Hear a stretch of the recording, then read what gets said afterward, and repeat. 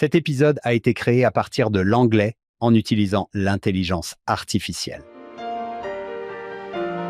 Bonjour et bienvenue au favori de Follow Him. C'est ici que John et moi partageons une histoire unique pour accompagner la leçon de chaque semaine. John, nous sommes à la section 45 cette semaine et j'ai une histoire qui, à mon avis, correspond très bien aux versets 34 et 35. Le Seigneur dit, il parle de la seconde venue et il semble savoir que les gens vont être effrayés, nerveux et frustrés. Il dit, voici ce que j'ai dit à mes disciples et je vais vous le dire à vous aussi. Ne vous troublez pas, car lorsque ces choses arriveront, vous saurez que les promesses qui vous ont été faites s'accompliront. Il le répète sans cesse dans la section. Écoutez-moi, écoutez-moi, écoutez, vous les gens, encore et encore. Il dit, faites-moi confiance. Voici donc mon histoire, John. Je pense que vous le savez, j'ai grandi en tant que fils d'un professionnel du golf. Je ne sais pas si vous avez déjà imposé vos loisirs à vos enfants, mais il semblerait que nous n'ayons fait que du golf pendant notre enfance. J'ai grandi à Saint-Georges. Il faisait souvent très chaud, mais mon père voulait toujours aller jouer au golf et il essayait de nous enseigner les leçons de la vie en jouant au golf. Une fois, il n'y avait que lui et moi.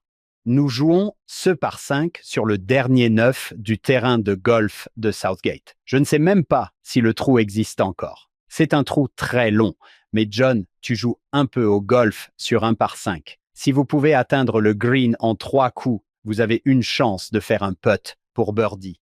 Pour 2 putes. Oui, c'est ça. Non, pas de 2 putts à 1 putt. Vous pouvez faire un putt À 2 putes pour atteindre le par, 1 pute. Oui, c'est ça. birdie. C'est l'occasion de faire un birdie sur 1 par 5. Le problème sur ce green est qu'il y a une grande colline au milieu du green. Habituellement, la coupe où l'on essaie de putter la balle se trouve en bas. Et le seul endroit où il ne faut pas se trouver, c'est au-dessus, parce qu'il y a une colline. Si vous atterrissez au-dessus, il est impossible de mettre la balle dans le gobelet parce que va la dépasser parce qu'elle est sur cette colline, cette grande colline. Je l'ai donc frappé sur le green en 3 et il faut grimper pour voir où on l'a atterri. Et je l'ai fait juste au bord de la colline. Je sais ce qui va se passer, je vais putter cette balle, elle va heurter cette colline et s'envoler sur le devant. C'est ce qu'elle fait à chaque fois. Je me suis assis là, j'ai regardé la balle et je me suis dit que si je la tapais, ça n'aurait pas d'importance. La colline est tellement raide que la balle prendrait de la vitesse. Je jure qu'elle va à 40 miles à l'heure au moment où elle passe devant le trou. Et tu sais, John, tu as vu des balles de golf défier les lois de la physique? Elle passe juste au-dessus du trou. J'avais raison, elle est passée juste au-dessus, comme s'il y avait un morceau de verre ou quelque chose comme ça au-dessus du trou. Je me suis donc levé pour putter et mon père, qui est un professionnel de golf, m'a demandé ce que j'allais faire. J'ai répondu que j'allais taper dans la colline. Et il m'a dit, tu sais, ça ne va pas marcher. Et j'ai dit, je sais, mais qu'est-ce que je vais faire d'autre? En tant que professionnel du golf, il m'a dit, tiens, fais ça. Et il a regardé le green comme s'il l'étudiait, comme s'il étudiait toute cette herbe. Il a dit, ce que je veux que tu fasses, il s'est éloigné du trou et il a posé son pied et il a dit, je veux que tu frappes la balle juste ici, juste à mon pied. John, c'était loin du trou et je me suis dit, d'accord, ça va marcher. Vous vous moquez de moi? Ce n'est pas la bonne façon de faire. On a fait des allers-retours. Il a dit non, c'est mieux. Et j'ai dit, papa, au moins de cette façon, la balle va vers le trou. Et il a dit, non, non, écoute-moi. Et j'ai dit, papa, je ne vais pas faire ça. Et puis, il m'a arrêté, John, je m'en souviens encore. Il m'a arrêté et m'a dit, hé, à ton avis, qui en sait le plus à ce sujet? Moi ou toi? Dois-je répondre? Je crois que j'avais 15 ans à l'époque. Et j'ai dit, eh bien, vous savez, il avait joué au golf pendant quelque chose comme 60 ans en tant que professionnel et je n'avais jamais vraiment joué au golf en tant que professionnel. Et j'ai dit, je pense que nous sommes à peu près égaux, n'est-ce pas? Il a ri et m'a dit, fais-moi confiance. Je vous promets que j'en sais plus que vous. Je vous promets que j'en sais plus que vous sur le sujet. Et j'ai dit, d'accord. Alors je me suis dit, qu'est-ce que j'ai à perdre? J'ai regardé son pied et encore une fois, John était très loin du trou.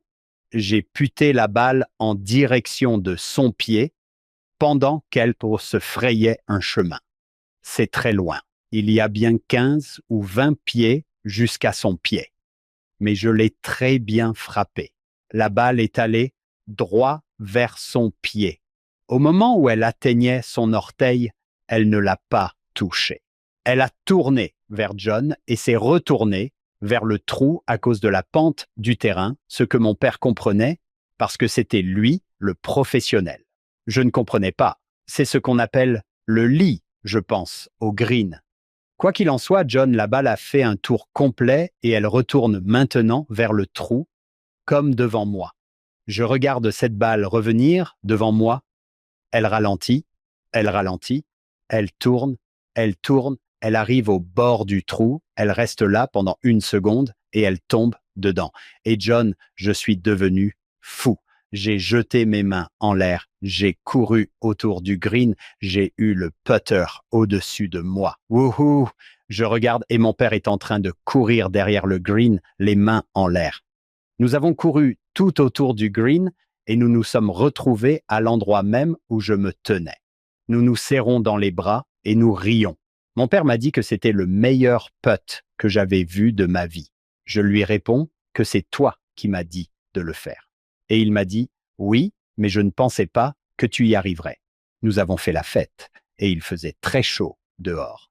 Personne d'autre ne jouait. Alors on a fait, John, je ne sais pas si tu as déjà fait ça, mais on a fait ça et ça et ça. Et puis nous avons fait ceci et nous avons fait cela. Il faudra que vous le voyiez un jour dans les cassettes du paradis, parce qu'il sera dans le top 10 des jeux de golf Oui, je veux le voir. de tous les temps. Si notre Père Céleste a les 10 meilleurs golfeurs de tous les temps, ce sera ce petit garçon de Saint, George, dans l'Utah. John, avançons rapidement jusqu'en 2021. Mon père vieillit. Il a eu un accident vasculaire cérébral, il a eu un cancer. Mais nous venions d'aller chez le médecin un lundi, et le médecin nous a donné de très bonnes nouvelles. Il nous a dit, vous réagissez très bien à mon père, à l'immunothérapie, à son traitement. Le médecin nous a dit, je ne pense pas avoir besoin de vous voir avant au moins 4 mois.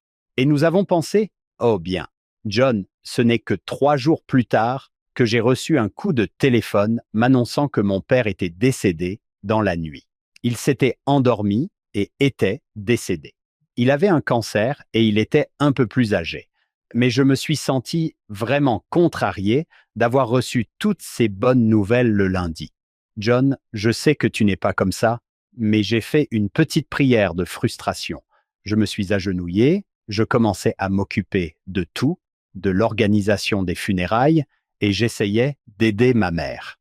J'étais très frustré. Je me suis agenouillé dans ma chambre et j'ai dit à mon Père Céleste toutes les raisons pour lesquelles ce n'était pas une bonne idée et pourquoi le moment était mal choisi. Pourquoi j'avais reçu toutes ces nouvelles à ce sujet. Et je n'écoutais pas très bien, mais je parlais beaucoup. Tu me connais bien, je ne suis pas quelqu'un qui entend souvent des choses, mais j'ai vraiment entendu ça, John, dans ma tête. J'ai entendu cette voix qui m'a dit, hé, à ton avis, qui en sait le plus sur ce sujet? Moi ou toi? Hmm. Wow. Et j'ai dit, eh bien, vous savez, j'ai ce gros podcast, n'est-ce pas? Et j'ai dit, vous, bien sûr, vous en savez plus. L'idée, c'était comme mon père sur ce verre, j'en sais plus que lui sur le sujet. Croyez-moi, j'ai décidé de prendre une grande respiration et de dire, d'accord. Je me souviens que je suis allé dans la cuisine et que j'ai dit à mes enfants, hé, il faut se préparer. Nous allons célébrer la vie de grand-père cette semaine. Et j'ai accepté le fait que Dieu en savait plus que moi. Il m'est revenu, Jean, en lisant ce verset, section 45, verset 35, Ne soyez pas troublés, car lorsque toutes ces choses arriveront, vous saurez que les promesses que je vous ai faites se sont accomplies. Vous saurez que les promesses que je vous ai faites se sont accomplies. Et je pouvais presque entendre la fin du verset 35. Vous allez donc devoir me faire confiance, John.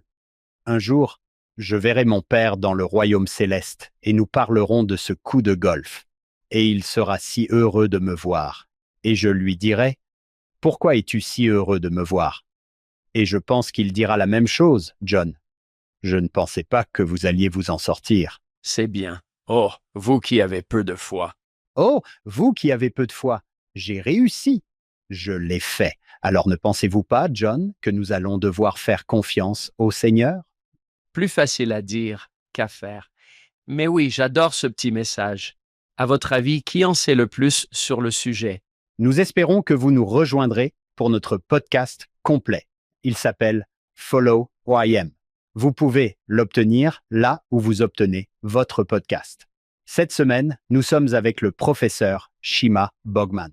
C'est une avocate iranienne qui raconte des histoires amusantes sur son pays et son métier d'avocate, sur le fait que le Seigneur est notre défenseur, notre avocat, et revenez la semaine prochaine, nous ferons un autre Follow Shim Favorites.